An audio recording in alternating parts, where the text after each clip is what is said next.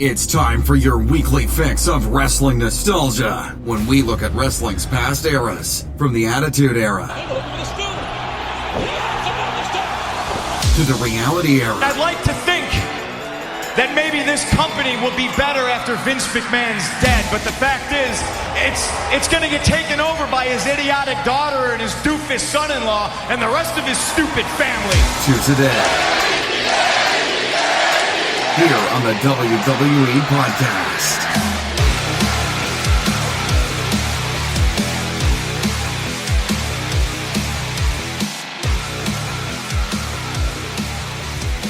Welcome to the WWE Podcast on this Wednesday, November 6th, 2019.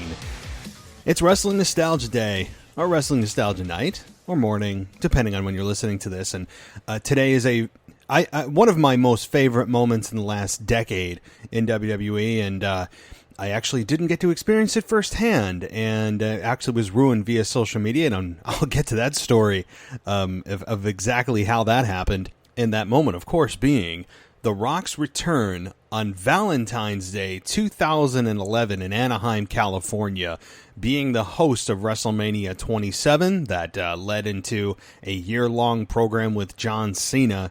Actually, almost a 2-year program, as The Rock went over at WrestleMania 28 and lost at WrestleMania 29, doing the favors to John Cena for the championship, the WWE Championship. So a really fun run for The Rock back from 2011 to 2013 in WWE. And we've seen him compete in those kind of matches, right, with Eric Rowan that he had, which was a 6-second match. And you know, those occasional appearances, like he appeared in Brooklyn a few years ago and gave Rusev the people's elbow, and then most recently showed up on the debut of SmackDown on Fox to rock bottom King Corbin. So The Rock is not ever gone, as you'll listen to in his promo, but he's very much an afterthought in today's world of WWE. But you know what? That's the cycle of the business, and I'm not complaining, because I think The Rock had one of the best runs ever in the history of professional wrestling, regardless of promotion. The Rock was just that good. He was my number 2 to my number 1 of Stone Cold. And so, again, we'll get into all of that. And like I said, a personal story coming up which ruined the moment of this, so I never got to see this in a real-time format. Again, remember, this predates Hulu and the streaming option of Netflix that became mainstream. And so when you had social media, that was really your source for getting information, as it is today, and even more so today. But unfortunately, it was spoiled via social media. So, guys, thank you again for joining me on this November 6th, as Election Day has come and gone, and next year should be even more chaotic with the presidential election. But first of all, guys, head on over to patreon.com, and the reason I'm asking you to do that is I've modified and added a lot of different benefits to different tier levels, including things like giving a follow back on Twitter, giving a shout out on Twitter, giving a shout out on via video on Twitter. Lots of cool things. You as I said, you know, there's a tier that's available where you can come on and co-host a show, and that's a pretty cool deal. And you know, I'm having one of my patrons on this coming Saturday to discuss a topic of his choice, Sean Harford. So it's going to be a blast, and I'm really looking forward to that.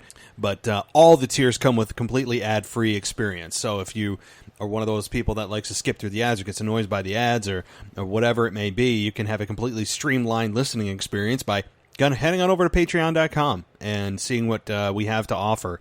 There'll be a lot more added there down the line, including a hits and misses column that I'm going to be working on putting together, and that will be done on a weekly basis as we look at closing out 2019 and bringing in 2020, which is just around the corner. But I'm going to be ramping up things that I do on Patreon and adding more value for members, and hopefully you guys will join the team. I think it's a well worth the dollar value, and I hope that you're getting what you need. And if there's things that you guys may want, whether you're an existing patron or not, let me know. I really want to make sure that you feel like you're getting the most value that you can. So also, if you want to know how to get there, you can either head on over to patreon.com/WWE podcast, or you can just head over to the website, which is wwepodcast.com, and then click on support the show. And I have a little link right there that's become a patron. It's a button right on that tab. So, alrighty. Well, guys, as always, thank you again. And let me just preface this whole Rock return in 2011 with my personal experience of how this all got ruined. So, it's Valentine's Day, right? It's Valentine's Day. You're taking your significant other out to dinner. I was dating a girl at the time that ended up giving me the shaft, but that's neither here nor there. So this loss of living this in real time wasn't even worth the price of admission, if that makes sense. But so I had this girl, we'll leave her nameless. Back in 2011, I had her out for dinner on Valentine's Day, being a good boyfriend. And I'm out, and I'm trying to keep tabs on Raw. It's getting late in the evening as dinners run late on Valentine's Day. Spending an arm and a leg on those. A Valentine's Day dinner, $90 a plate, and you get like a roll and you get an appetizer, all this stuff that's completely overpriced and really there just to say that you took somebody out to dinner. And so I'm trying to keep up and trying to look at my phone, and she's saying, "Hey, keep your phone. You don't need to look at your phone. We're on a date." Okay, blah blah blah. So I glance at my phone, and it's I don't know. It was later in the evening, and lo and behold, I glanced down at my phone as we're looking at or we're having dinner, and I see that The Rock returned to Raw. I think somebody put it on Facebook or one of the social media platforms, and I'm sitting there going, no, right? Because that's not something you want to see on social media. It's something you want to experience as it happened. That's why I vehemently try to avoid any kind of social media, even now, because I don't watch Raw live. I watch Raw in delay, and same with SmackDown. So it's very, very difficult to avoid the messages people get about wanting to know what I think about what just happened and avoiding other people's posts. It's not an easy deal. It's difficult. And so this was one that really spoiled it for me, really made me a little bit annoyed, and I tried to compose myself as a mature. How old was I? 7 years ago. Wait, no. It's 2011, so get my head on straight. 8 years ago, almost 9. So I was 26 years old. And so trying to be a mature adult and not let that ruin the rest of my night. So, I mean, I don't know. If you're interested about the dinner, I think it was good. The rest of it, all I remember is I'm not kidding you, for two people paying like $120. It killed me at some fancy place that I'll never go again. And anyway. So that was my ruined experience. So I get home, and I was able to watch Raw as I taped it on my DVR. We all remember when DVR was actually a thing, and it was cool to have DVR. Well, I had a DVR box at my house, and Raw was recording. So I was able to watch Raw, of course, after that. And let me just say this. I mean, the build up to this, if I recall, WWE had said that the announcement will be made for the host of WrestleMania 27 on this Monday Night Raw, and I don't think anybody at the time, and I know I didn't suspect it, that it was going to be The Rock. And I think, gauging by the crowd's reaction, I don't think they did either. WWE even steered people the complete opposite way by announcing that a limo pulled up and it could be the host of WrestleMania 27, and a female's legs were taped walking out of the limo. Really just to throw people off the scent of maybe thinking it could be The Rock at all. I mean, like, really, really laying it on thick and driving people away from any kind of thought. And you didn't hear any chants for, Rocky. People had no idea. The majority of people had no idea there's going to be The Rock. And those kinds of surprises are so few and far between, and especially in today's digital age. And people that are employed by WWE that are, quote, leaks to the wrestling community and that are basically inside informants to major websites. We all know who those are. And so with all of that and social media at our fingertips and especially at the wrestler's fingertips, everything is difficult to conceal. And this was concealed in a way that had everybody fooled. And I loved it. I mean, after 7 years, did anybody really expect The Rock to be the one to come out? I didn't. That probably was in the top 3 Rock reactions I've ever heard. And yes, don't worry, audio is coming. Audio is forthcoming. I'm going to give that to you in just a second. So we had the announcement of The Rock. He comes out, crowd loses their minds, and well, just take a listen, and then we'll reconvene. And I want to get into his promo that he cut too, which was just absolutely stellar. Ladies and gentlemen, please welcome the host of WrestleMania 27.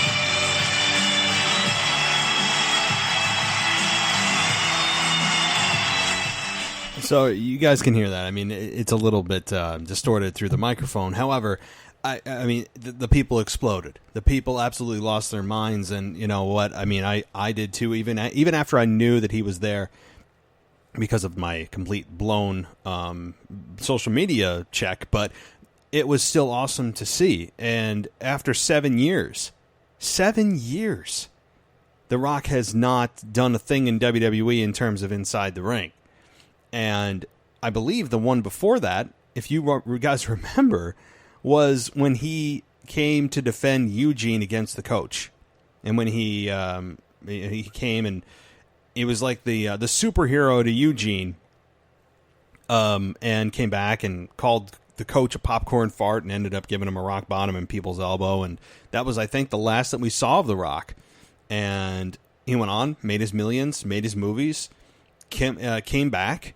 And the fans really, really, really embraced him and took him back, and it was an amazing reaction, amazing. And I think that a lot of that credit goes to it being a secret, which again is almost an impossibility in 2019, and will continue to be harder and harder and harder. So The Rock comes back, and I won't give you the entire promo because half the podcast would be just you guys listening to The Rock, but.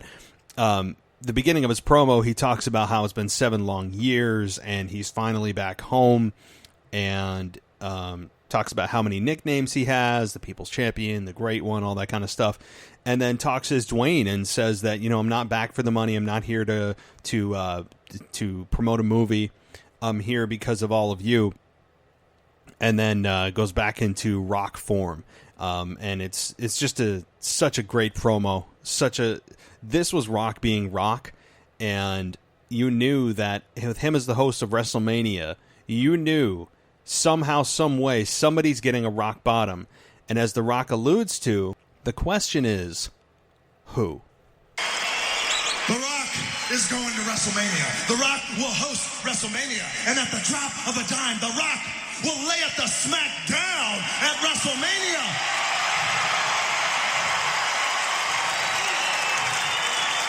But to who?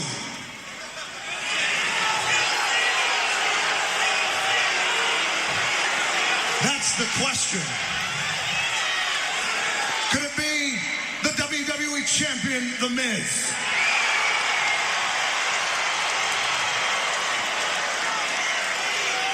He's the one that goes around saying, I'm The Miz and I'm awesome. I'm awesome. I'm awesome. I hear that all the time. I'm awesome.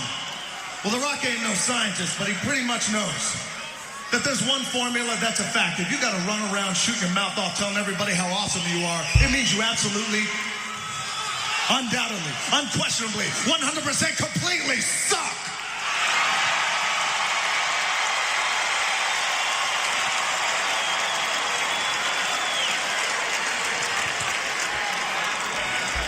So, taking a pause here, The Rock alluding to and going through the list of people in which, he may lay the smackdown to. And The Miz, as you remember, was WWE champion at that time. And take nothing away from The Miz, but at that point in his career, he had no business being WWE champion. He just didn't. And that shows you the depth of the roster at this time. Remember, there's no NXT. There are no territories. There's no developmental. You have OVW and you have TNA, all right? And you have New Japan, you have Ring of Honor. You have Independence. There's no NXT. Doesn't exist. So think about that. I know that NXT is not viewed as a developmental territory anymore, but back then, they would have died to have a farm system like NXT, which was its original intended purpose. To develop talent, create a performance center to simulate the big, the big time shows, and when you're on the roster full time and you're up to the main roster, and it was Triple H's vision. So again, that just shows you the lack of depth of talent at this time with The Miz. And again, he can talk, but man, he had no business being WWE champion at this point. If he was WWE champion in 2019, I think people would be a little bit more. A little more accepting of that, because The Miz has really proven himself in front of the audience over the last 10 years, really made strides in his matches, his promos, just as a character. So the Rock begins to go through the list, and you hear people screaming John Cena's name, and the promo just gets funnier from here. But there's one more man who The Rock wants to see. There's one more man who The Rock is gonna see. And that man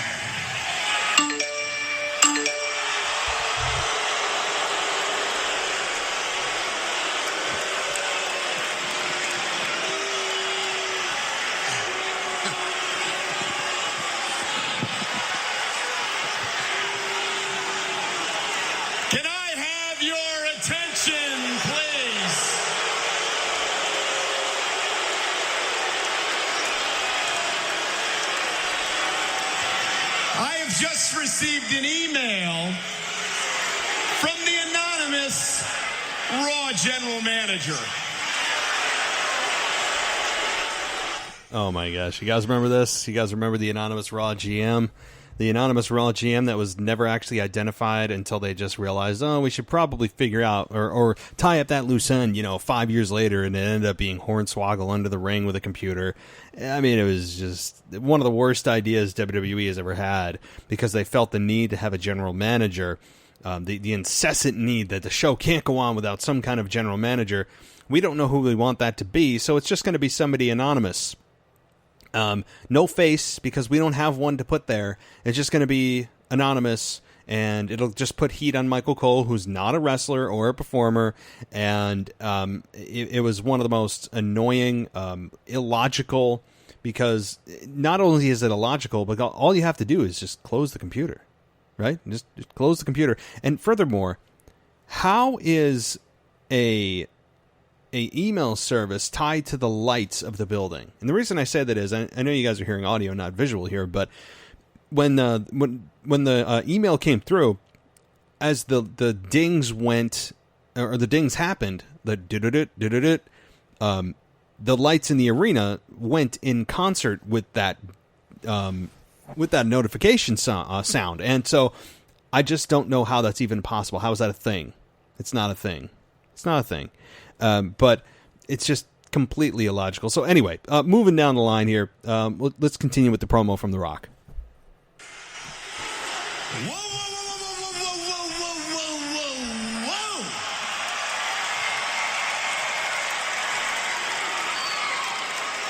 Michael Cole, if you take one more step towards that computer, The Rock will get out of here and slap the taste so far out of your mouth you'll never get it back.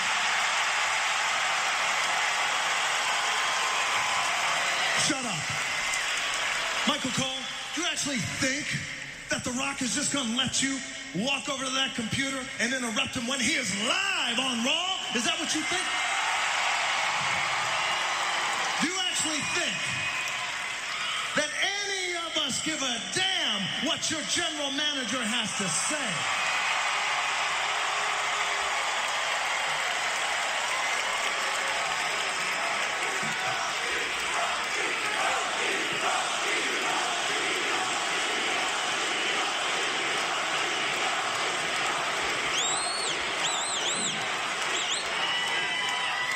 Michael Cole, is that what you think? I'll tell you what I think. It doesn't matter what you think. So The Rock continues here with his shtick and his bit, and Michael Cole plays the heel well. Michael Cole is still just generally unlikable, isn't he? Michael Cole, for all the contributions he's made to the wrestling industry, and how long he's been with the WWE since 1997. People forget that.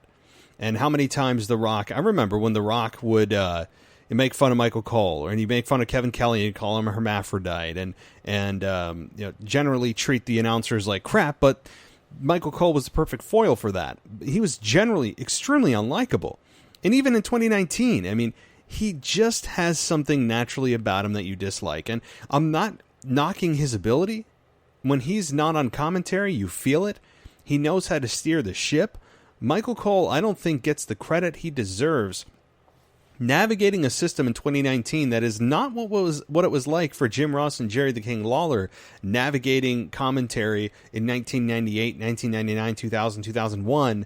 There is a whole boatload more of things that announcers need to do other than just worry about what's in front of them in the ring. And that's actually unfortunate, because that should be their main concern.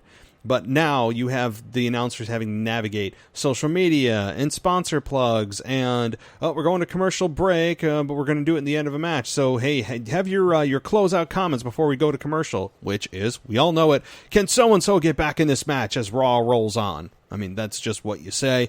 And there's a lot more in terms of what needs to be done. And you also have a 3-man booth now, which I'm not a fan of, but WWE just feels the absolute need to make it a 3-man booth. I think it's a little crowded. 2 is fine.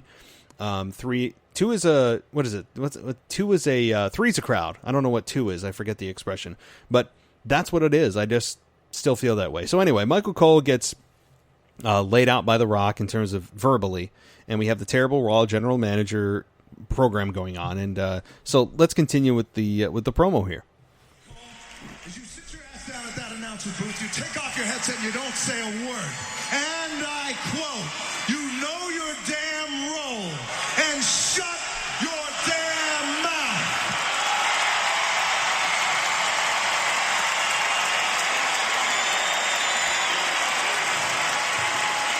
Because if you don't, The Rock will have some pretty cool Facebook pictures to post on his Facebook tonight.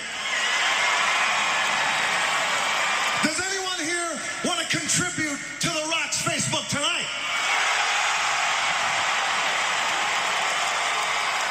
Really simple. Facebook.com/Dwayne Johnson. If Michael Cole doesn't do as The Rock says, you're going to get a beautiful picture of The Rock stepping out of this ring, going over to that computer. Some of you may know where I'm going with this. The picture you're going to get is The Rock shining it up real nice, turning that sumbitch sideways and sticking it straight up Michael Cole's candy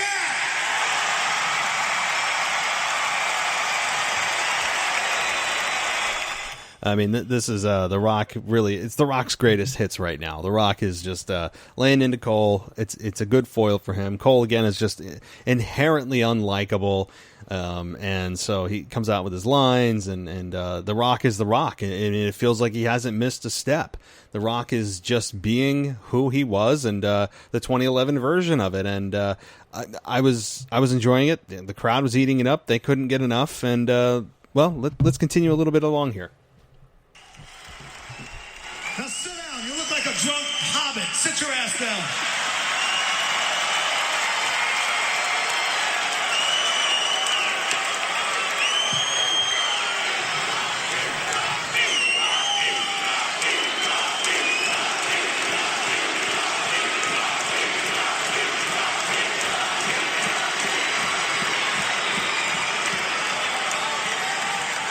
There is one man who The Rock is going to see.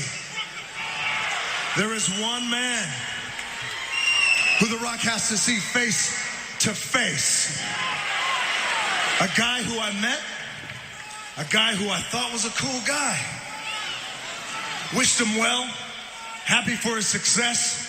When The Rock leaves, he comes in, and out of the blue, eventually, he starts talking trash about The Rock.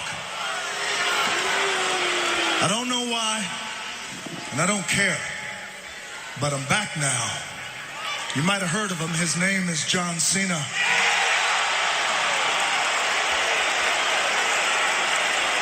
So The Rock mentions John Cena, of which the majority of the crowd expects.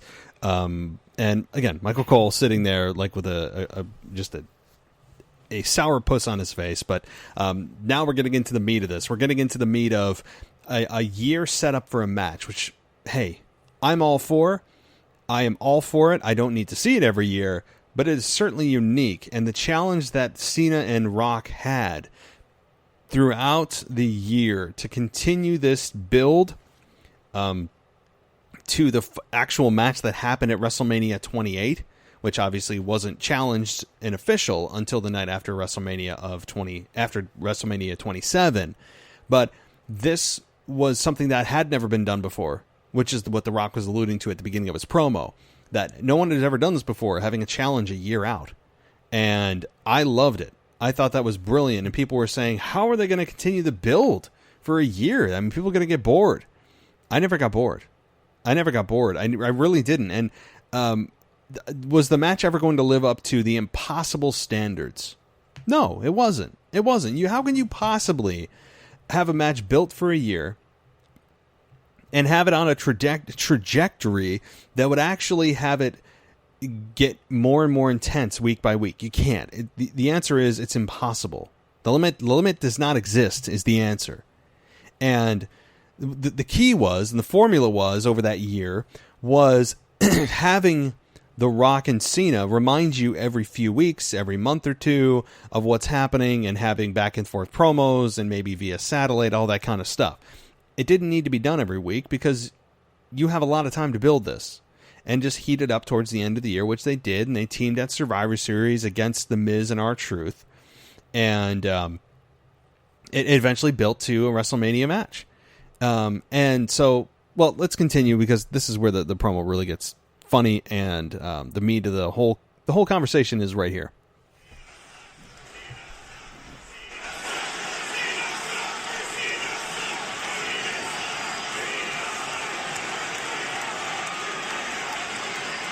So let me get this straight. The WWE has gone from the powerful Austin 316 to the dominant and iconic, can you smell what The Rock is cooking?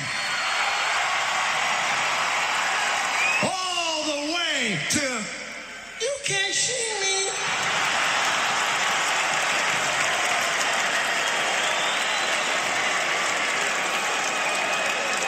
You can't see me. You can't see me. What are you playing, peekaboo? You can't see me. I can see you. Can you see me? Oh, believe me, we all can see you. We all can see you. A blindfolded, sleeping, stuck in the basement Stevie Wonder can see your monkey ass.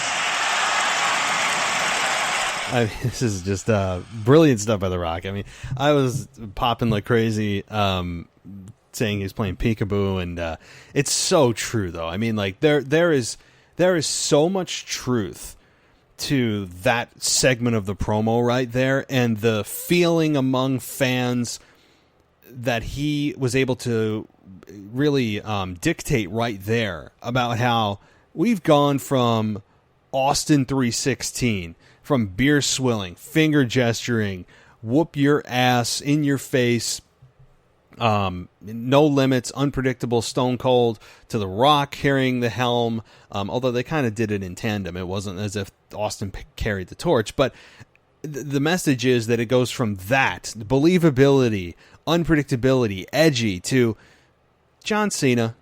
And it was such a stark contrast. And yes, the PG era began in 2008, and John Cena was at the helm of that.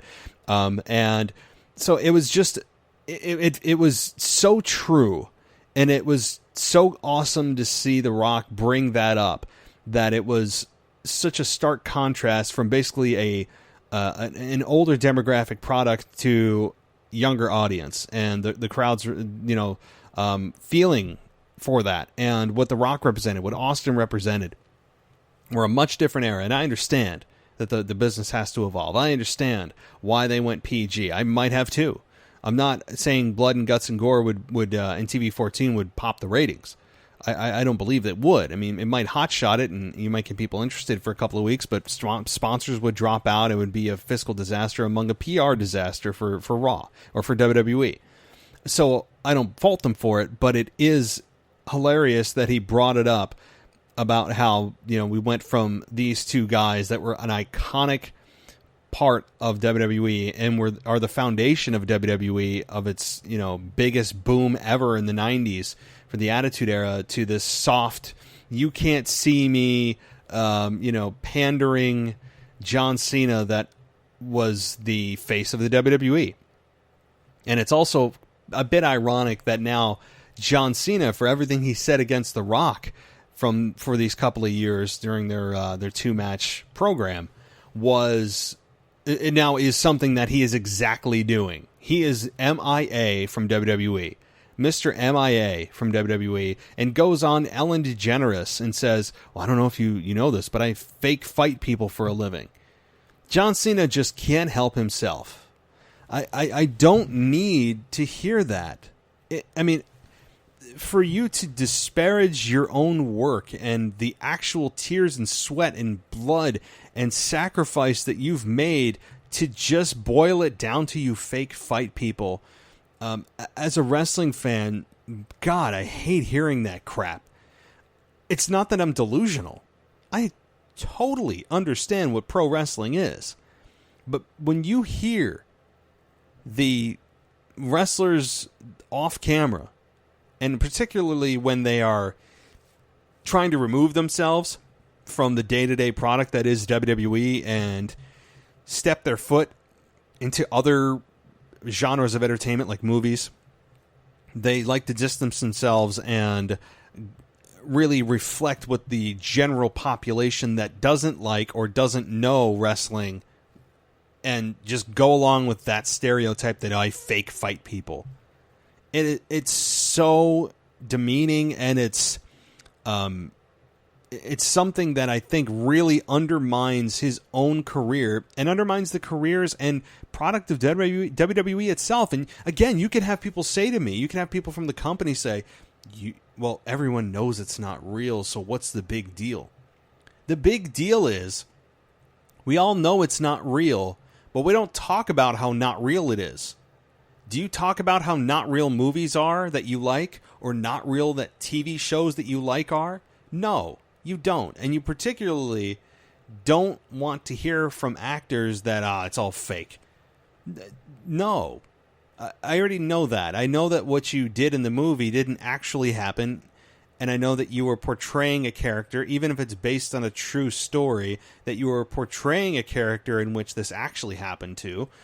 But I don't need you to come out and go on some talk show and say how, that I just act, which means I don't really, what I'm doing isn't real. That's what I do for a living. I just pretend I'm doing stuff for a living. it's such a I don't even know the words for it. There's some words that I just don't have the knowledge for. That's what this is. I know I dislike it and I hate it. I hate seeing it. So anyway, I don't know how I got on that tangent, but again, it was great that The Rock made that comparison, because I had been thinking that forever, as many fans from the Attitude Era had. So let's continue on with the promo, and I have some more thoughts. How the hell you think we can miss? You come out here with your bright-ass purple shirt, and before that, your bright green shirt. Before that, your bright orange shirt. You run around here looking like a big fat bowl of Fruity Pebbles.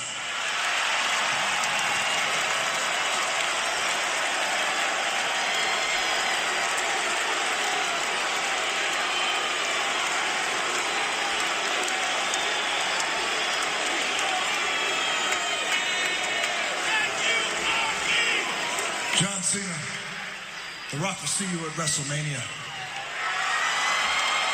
Just like The Rock will see The Miz at WrestleMania.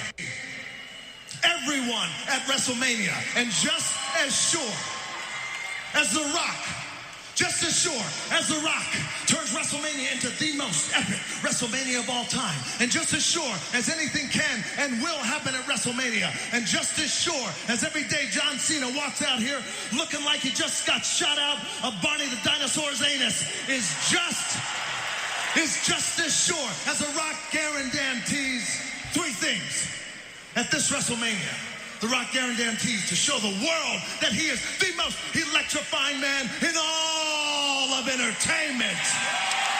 The Rock guarantees at the drop of a dime, just like that, to lay it, to smack it down on all their candy asses. And the last thing, and most important, The Rock and the millions. No, that's not good enough. No. The Rock and the millions. No, that's still not good enough. The Rock is the people's champ. You are the backbone of The Rock. When we speak, our voices are heard. We all say, I bring it. Anaheim, the world is watching. Anaheim, the world is listening. One more time. When The Rock and the millions of The Rock's fans go to WrestleMania and electrify WrestleMania and the world like no one else can. If you smell what The Rock.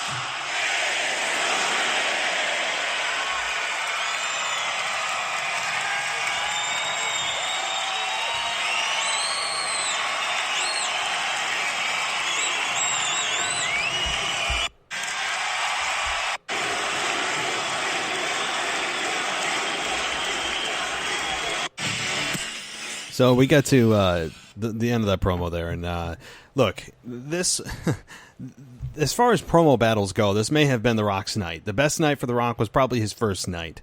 As I said, I actually really enjoyed the build to this match, and I think John Cena is clearly the victor when it comes to quick wit actual promo battles. And we all remember The Rock having to write his promo on his arm, and then John Cena making fun of it the next week. We all remember that. I remember that. That was not a good look for The Rock. And this was a well-rehearsed, albeit probably some off-the-cuff promo from The Rock. As John Cena came out and said the next week, he came out snorting. He came out spitting. He was the Brahma Bull. And he felt like The Rock of old and hadn't missed a step. And this obviously still benefited John Cena. As we remember, Fruity Pebbles, Post, or was it General Mills? Post, I think, is the one that does the Fruity Pebbles cereal. Immediately came to WWE and said, "We want John Cena," and they got him a deal with a commercial for Fruity Pebbles, and ended up making him probably a hefty paycheck just by The Rock's words. I mean, it's amazing the power of words sometimes. So, again, I thought The Rock would come in and smoke John Cena in terms of promo. He didn't. He did some things via satellite, and then John Cena said, I bring it, and his shirt said via satellite. There was a lot of stuff that John Cena just simply got the best of The Rock. John Cena just, I hate to admit it, but John Cena is the master on the mic. And when it comes to quick wit and true promo skills, as I said, I have to begrudgingly admit that John Cena is just flat out better. He is. And maybe my nostalgia was getting the best of me, thinking The Rock could smoke John Cena. And indeed, it actually turned out to be the opposite. And The Rock got some good jabs in there, but in general, John Cena is just a just master on the microphone, and he proves it every single time he's out there. That's the one thing that that John Cena has better, even more than his in-ring skills, which at times felt robotic. And he isn't the smoothest guy in the ring, and but hey, he's a powerhouse, but he's also a silver-tongued devil on the microphone. I mean, he could talk ice and, what is it, the old saying, he could talk an Eskimo into buying ice, and he really could. So, again, this rivalry lasted for 2 years. Their first match, we all know the outcome. The second match, we all know the outcome, with The Rock dropping the belt to John Cena at WrestleMania 29 and doing the favors, and The Rock ended up tearing his hamstring and not appearing on Raw the next night, which, I mean, that was a whole thing that I remember being reported all over the websites that, oh my God, The Rock just left the building. He didn't notify anybody, but he was actually injured. And so, well, guys, I hope you enjoyed it. I'm trying not to get too caught up into moving forward on actually touching on The Rock bottoming John Cena at WrestleMania 27, and then their match at WrestleMania 28, and their follow-up match at WrestleMania 29. This is something that, to me is cool to see. It's really cool to see, and it feels like so long ago. And I remember actually traveling with this same girlfriend. Yeah, the same girlfriend. Boy, it's amazing when you look back and go, what in the F was I doing, right? You just look back and it's all so clear, isn't it? It's all so clear about certain things when you look back and you go, what was I doing? Anyway, I'm trying to stay on wrestling. We traveled to Boston. I live in upstate New York, and Boston's 2.5, 3 hours. So we traveled from upstate New York to Boston just to see The Rock at TD Garden before his match with John Cena at WrestleMania 28 at that time. And I remember him at the TD Garden backstage, or doing his backstage skits, and he was doing stuff about making fun of John Cena's merchandise and throwing it in the river, and some of that was really, really funny. I remember some of the things that John Cena had an alarm clock, and he takes the alarm clock and he's like, ding, ding, ding, time to get your ass whooped.